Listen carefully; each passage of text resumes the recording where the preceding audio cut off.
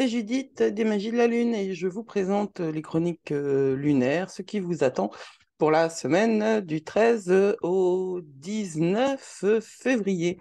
Semaine dans laquelle il y a la Saint-Valentin. Alors la Saint-Valentin, ce que j'en pense perso, rien. Je l'ai dit dans la newsletter. Ici, je n'en pense rien. Pour moi, la fête des amoureux, c'est Beltane, c'est le 1er mai. Et surtout, ce que je n'aime pas, c'est la modélisation. C'est-à-dire, il y a une certaine manière d'aimer. Donc, j'ai décidé un jour de ne rien penser de la Saint-Valentin. Euh, et je m'y tiens, pour une fois. Ceci dit, il y a des choses d'enfer cette semaine et étonnamment, elles sont complètement en lien avec l'amour. Vénus est en Poisson, c'est une semaine où il y a le troisième quartier de Lune et qui a lieu exactement le 13. Et le 13, Vénus et Neptune sont quasiment conjoints. Il y a 3 degrés de différence entre. C'est au 21, Vénus est au 21e degré du Poisson et Neptune au 24. Ce qui signifie quoi? Eh ben, ce qui signifie que la planète des relations, de l'amour, bien sûr, mais pas que, hein. Vénus, elle gère aussi des choses qui correspondent à l'argent. La planète de l'amour danse avec la planète des rêves et de l'infini, hein. Pardon, Neptune, c'est Jupiter sans Saturne, c'est-à-dire Neptune, c'est l'expansion absolument infinie de tous les possibles et même des impossibles en Poisson. Donc les deux sont conjoints. Déjà, que les deux soient conjointes, c'est quelque chose, mais les deux sont conjoints en Poisson, donc dans le signe qui est dirigé par Neptune et qui est le dernier signe du cycle du zodiaque. Donc on a vraiment une semaine sous cet aspect des relations dans le domaine de l'infini. Est-ce que c'est vraiment une semaine pour les relations type couple? Je sais pas, parce que moi, d'après mon expérience, le couple, c'est pas de l'infini, le couple, c'est de la transaction. Toutes les relations sont transactionnelles et c'est très bien comme ça. Bonne semaine pour la méditation, les rêves lucides, pour apprendre, pour pratiquer quoi que ce soit qui soit en lien avec l'occulte et la spiritualité, mais on en parle plus après le générique.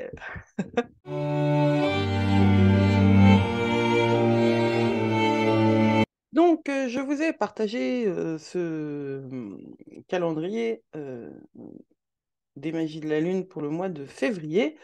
Calendrier qui est accessible au Patreon dès le premier niveau. Alors, ce que vous voyez là, c'est donc cette semaine du 13 au 19.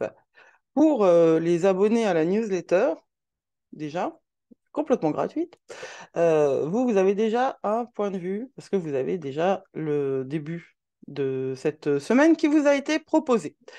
Alors, Vénus est conjointe à Neptune en France exactement le 15, quand la Lune est en Sagittaire. Mais le début de la semaine, il est en Scorpion, la Lune est en Scorpion, et elle passe en Sagittaire le 14. Qu'est-ce que ça veut dire? Ben, ça veut dire que le début de la semaine, il continue dans ce que nous avons vécu la fin de la semaine dernière, avec une profondeur, avec beaucoup de réflexion et d'interrogation sur nous-mêmes, hein. Vendredi, on avait une grande importance de Pluton, la planète des mondes souterrains, la planète de notre inconscient. Pluton, c'est une planète qui s'intéresse à tout ce qu'on ne sait pas et qui nous agit quand même associé à Mercure. Il y a dû y avoir, et il doit y avoir encore dans votre vie de véritables transformations au niveau des relations et de la communication.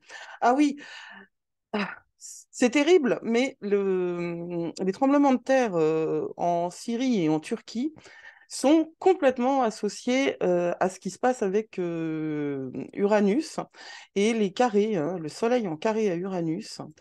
Je vous en ai parlé, j'ai dit qu'au moment de la pleine lune, on pouvait avoir des vrais problèmes des tempêtes. Moi, j'ai prononcé le mot tempête. C'était pas des tempêtes d'air, c'était des tempêtes de terre, et c'est parfaitement logique. Alors évidemment que c'est très facile a posteriori de réécrire quelque chose et de reformuler quelque chose qu'on n'a peut-être pas formulé précisément. Ceci dit, c'est quand même très très intéressant de voir que ce tremblement de terre épouvantable euh, a eu lieu à un moment où on avait une interaction assez violente entre le Soleil et Uranus. Donc, pour nous, sur un plan individuel, pas en même temps, non, pas du tout, hein, mais il y a quand même un effet. Alors, je le dis souvent, l'astrologie, c'est un truc c'est comme un caillou dans l'eau. Il y a des effets, il y a des effets consécutifs, hein, et des vagues multiples et variées.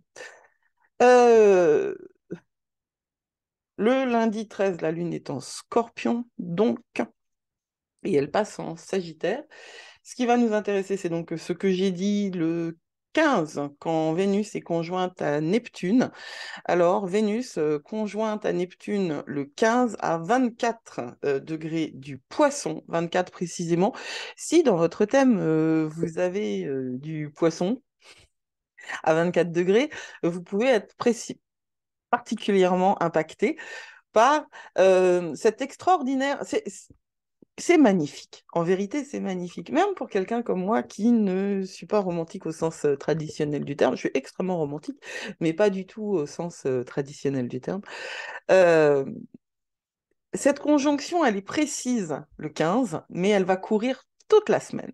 Donc, c'est une semaine avec la Saint-Valentin dedans, où il y a un vrai potentiel pour genre une nouvelle romance, un nouvel amour, ou alors plus de compassion parce que Vénus n'est pas que la planète de l'amour, c'est la planète de toutes les relations et de tous les échanges, de tous les communications, pas les échanges, hein, les échanges c'est Mercure, mais de la communication et les relations. Voilà, c'est ça le mot que je cherche. Ces relations, sont pas obligatoirement avec les autres, elles peuvent être avec nous, elles peuvent être avec l'argent. Vous savez qu'on dit essentiellement d'une femme d'ailleurs, hein, mais ça, c'est pas écrit dedans, qu'elle est vénale et que vénale, bah, ça vient de Vénus. Hein. Donc l'amour et l'argent ont toujours été très liés dans l'imaginaire masculin. Et je remets mes lunettes. Tada, tada. Alors, ça c'est beau, ça c'est bien. Maintenant, il y a toujours une face cachée et il vaut mieux être au courant. Quand on est en plein dans le Poisson et Neptune, il y a toujours un risque de déception parce qu'on est dans l'hyper-idéalisation. N'empêche que c'est une super semaine si vous êtes en vacances pour faire des hobbies et des machins comme ça. L'autre chose qui est importante, très importante, c'est que le 16, quand la Lune passe en Capricorne, là, après un vide de course dans la nuit, la Lune est en Capricorne et le Soleil est conjoint à Saturne. Alors là aussi, c'est quelque chose qui accompagne toute la semaine, mais qui est précis le 16. Et le 16, c'est à 27 degrés 44 du Verseau. Pareil, si vous avez quelque chose à 27 degrés 44 en Verseau ou d'ailleurs en Capricorne, euh, ou enfin, dans d'autres domaines, mais je rentre pas dans les angles là. Euh, Vous pouvez être impacté particulièrement par ça. C'est le moment où vous aurez envie de bosser. Alors on en profite. En fait, euh, il faut avoir de la discipline, il faut travailler avec ardeur. Euh, avec cet aspect-là, si ça vous impacte personnellement, ça peut être une semaine où vous réussissez quelque chose, vous trouvez de la reconnaissance, promotion, pourquoi pas. Euh, Par contre, si vous n'avez pas bossé, et c'est le moment où Saturne, on l'appelle Lord of Karma, hein. C'est pas pour rien. Je veux dire, Saturne, c'est une planète qui s'occupe d'aller régler les comptes et de vérifier si tout le monde a bien fait son job, et ceux qui n'ont pas fait leur job, ils vont se trouver sanctionnés. Voilà. Si vous avez été irresponsable, si vous avez été paresseux, si vous n'avez pas fait le job que vous deviez faire, c'est une semaine qui peut être un peu beaucoup compliquée pour vous. Et la dernière des choses dont je vais parler dans cette vidéo-là, eh bien, c'est la fin de la semaine, parce que le 18, le soleil entre en poisson, donc on quitte le Verseau. Ça va être la dernière étape du cycle du zodiaque, le poisson, avant que le bélier prenne son rôle de renouveau et de recommencement. C'est très important, c'est vraiment très important de prendre en compte ce que vous avez fait et ce qui vous reste à faire dans cette période-là. Et donc, on finit par la lune qui, elle, est en Verseau quand le soleil est en Poisson, parce que c'est lundi prochain, la nouvelle lune, hein. Donc, avant d'arriver, la nouvelle lune, je vous le rappelle, c'est quand le soleil et la lune sont ensemble. Alors, le soleil entre en Poisson, c'est un temps où on fait le point, mais c'est un temps aussi où on se projette, puisque le Poisson, c'est un signe qui va nous amener de la vision, de l'imagination et des possibilités. Vous comprenez bien que c'est la même chose, en fait, quelque part. Si on peut pas se projeter dans l'avenir si on ne fait pas le point sur ce qu'on est véritablement, et donc, et sur là où on en est, hein. Donc, pendant cette dernière étape du zodiaque, notre attention sera attirée par les rêves, les désirs et tout ce qui est à l'intérieur de nous, tout ce qui ne s'exprime pas obligatoirement par les mots. Énergie créative, un moment, pardon, parfait pour sortir de la routine et essayer des choses nouvelles. Faites attention aux messages, évidemment, à tout ce qui se passe dans les zones subtiles. Et voilà, c'était cette semaine pour Patreon et les abonnés à la newsletter. Alors, la newsletter, c'est le mercredi. N'hésitez pas à vous abonner sur lesmagiesdelalune.com, parce que vous avez toutes les semaines un avant-goût de la semaine d'après et des trucs en plus. Et pour Patreon, évidemment, il y a encore plus de choses proposées par mois. En l'occurrence, cette semaine, je vous propose un horoscope signe par signe qui va arriver dans la journée de lundi.